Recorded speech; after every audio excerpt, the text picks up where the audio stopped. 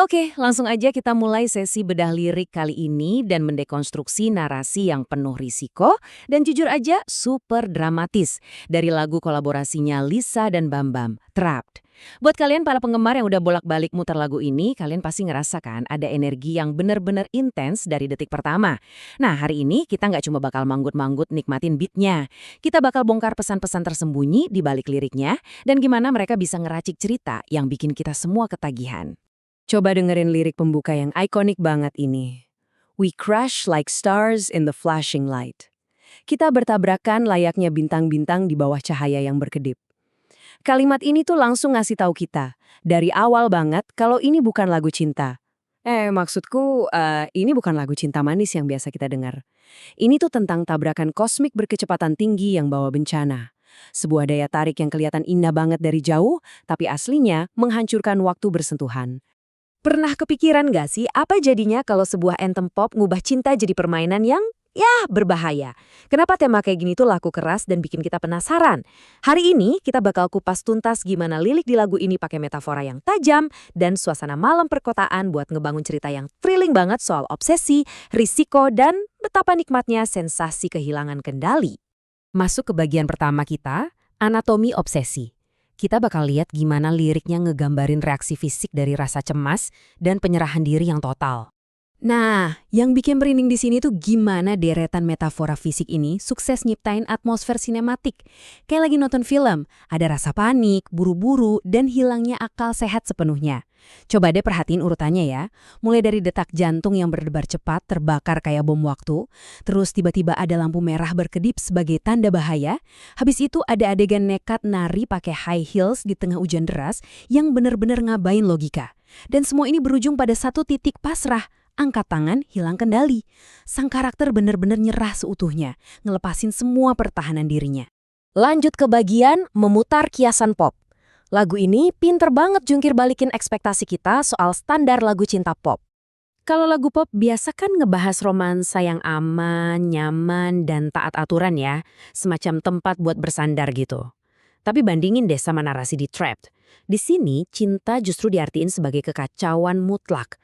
Cinta malah ngedorong buat bikin keputusan-keputusan buruk dan nuntut karakternya buat ngelanggar semua aturan yang ada. Ini jelas bukan soal nyari tempat aman, tapi soal secara sadar dan sengaja jalan lurus ke arah bahaya. Gila kan?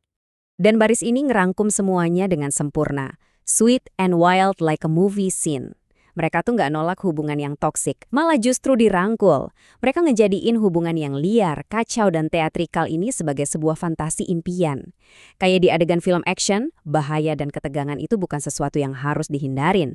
Justru itu daya tarik utamanya. Oke, bagian selanjutnya, lanskap kota dan akselerasi emosional. Latar fisik di lagu ini tuh bukan sekedar tempelan. Lihat deh gimana rasa keburu-burunya tuh dibangun pelan-pelan lewat latar tempat. Dimulai dari panasnya musim panas di Tokyo, panas yang bisa bikin orang hilang kendali, terus tensinya menyempit, masuk ke ruang private di balik kaca mobil yang gelap, benar-benar terisolasi dari dunia luar, dan akhirnya meledak di pelarian semalaman suntuk waktu mereka nekat nari sampai pagi.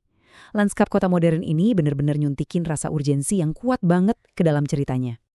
Terus lirik selanjutnya makin mempertegas paradoksnya. Suara bass yang terlalu keras dikontrasin sama gerakan yang lambat. Ini tuh detail yang secara sempurna nangkap vibe kehidupan kota yang kerasa sesek, klaustrofobik, nggak bisa kabur, tapi di sisi lain nawarin sensasi yang mendebarkan. Kalian pasti bisa membayangin rasanya ada di ruangan sempit yang dipenuhi suara memekakan telinga kan? Sekarang kita masuk ke cinta sebagai game. Di titik ini liriknya ngubah cinta bukan cuma sekedar emosi, tapi jadi semacam zat adiktif dan permainan yang kompetitif. Mereka beneran terang-terangan gaku loh, bikin keputusan buruk, tapi suka rasanya. Terus saling nantang dan nyalahin, kamu kecanduan, jangan salahin aku. Ada juga pengakuan kalau cinta ini menghantam dengan dosis ganda layaknya substansi terlarang. Dan puncaknya, terjebak tapi aku suka permainan ini. Yang bikin salut, karakternya itu sadar diri banget. Mereka nggak buta, mereka tahu persis kalau ini masalah besar, tapi mereka secara aktif mendambakan rasa itu dan terus nyari adrenalin dari permainannya. Dan ini ngebawa kita ke bagian terakhir, metafora korsel. Sebuah metafora inti yang memvisualisasikan perasaan terkunci ini. Kalau dengar kata korsel, kita pasti mikirnya wahana mainan anak-anak yang lucu dan inosen kan? Tapi tunggu dulu. Di lagu ini, lari muter-muter kayak korsel tuh artinya kerasa pusing yang nggak kelar-kelar. Diputer secara brutal ke kiri dan ke kanan, dan sama sekali nggak mampu buat lepas. Ini adalah perputaran romansa yang menjebak dan terus berulang, membentuk lingkaran setan dari cinta yang toksik. Puncak adrenalin sekaligus tragedi paling dalam dari lagu ini ada di baris ini. Nggak ada jalan keluar dan aku nggak pengen sembunyi. Sang narator tuh udah sadar 100% kalau emang nggak ada jalan buat lari. Tapi dia secara sadar dan rela milih buat tetap terjebak di dalam kekacauan itu. Mind blowing kan? Jadi dari semua analisis ini ada satu pertanyaan yang nyisa buat kita. Kenapa sih sebagai penikmat musik yang dramatis dan teatrikal, kita gampang banget kecanduan sama fantasi cinta yang berbahaya? Apa yang bikin narasi tentang kehilangan kendali dan romansa kacau balau ini kerasa begitu memikat? Coba biarin pertanyaan ini muter-muter di kepala kalian kayak korsel pas dengerin lagunya lagi nanti. Makasih banget udah seru-seruan bareng di Bedah Lirik hari ini dan sampai jumpa di sesi berikutnya.